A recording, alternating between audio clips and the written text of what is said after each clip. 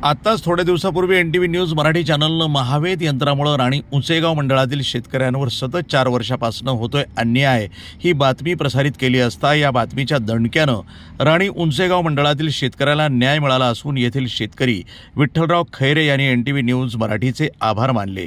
तसंच तात्काळ राणी उंचेगाव मंडळातील महावेद यंत्र बदलण्याचे आदेश दिले आणि कृषी विभागाने राणी उंचेगाव मंडळातील शेतकऱ्याला विमा मंजूर करून देण्याचंही आश्वासन दिले।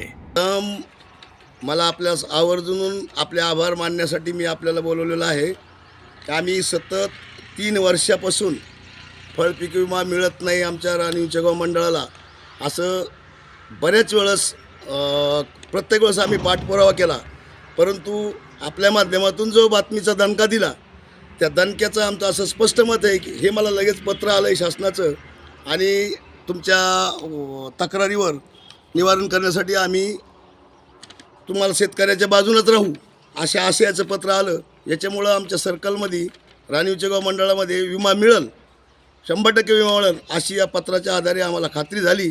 म्हणून प्रथम मी आपल्या चॅनलचे आभार व्यक्त करतो की जेणेकरून आम्हाला आपण आपल्या दिलेल्या बातमीच्या दणक्यामुळं हे पत्रापासून सुरुवात तरी झाली, चोरोकी लंगोटी तरी हातात आली।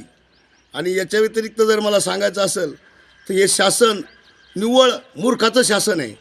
माझा तर असा आरोप आहे या शासनामध्ये की आमच्या लहानपणी एक भारुड गायचे, त्या भारुडामधलं वाक्य मला आठवलं आहे म्हणून मी तुम्हाला सांगतो आहे की काट्याच्या आणीवर 3 गाव वसे, 2 वसे 1 वसेच ना, तिथे आले 3 पाहुणे, 2 आंधळे एकाला दिसेच ना, त्या गावामध्ये होत्या 3 म्हशी, 2 वांज 1 फळेच ना। या पद्धतीचं, या म्हणीसारखं, या भारुडासारखं हे सरकार आहे। याबद्दल माझा स्पष्ट आरोप आहे की हे सरकार मायबाप, हे शेतकऱ्याचं मायबाप नसून महापाप करणारं सरकार आहे। आणि या सरकारने कुठंतरी गांभीर्याने विचार करून जे माझे गोरगरीब शेतकरी आत्महत्या करायच्या तयारीत आहेत, जेणेकरून वल्या सोयाबीनला तुम्ही विचार करा, वल्या सोयाबीनचा भाव हा 5200 रुपये होता आणि आता वाळून ठेवली, कट्ट्यामागं 15 किलोची घट येते, क्विंटल मागं 30 किलोची घट बनती, तरीसुद्धा सोयाबीनचे भाव 4200 झाले। अरे झोपलाय कुठं हे सरकार, झोपलंय कुठं?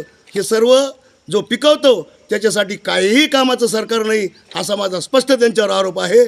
प्रतिनिधी संतोष तळपे, तालुका घनसांगवी, जिल्हा जालना, NTV न्यूज मराठी।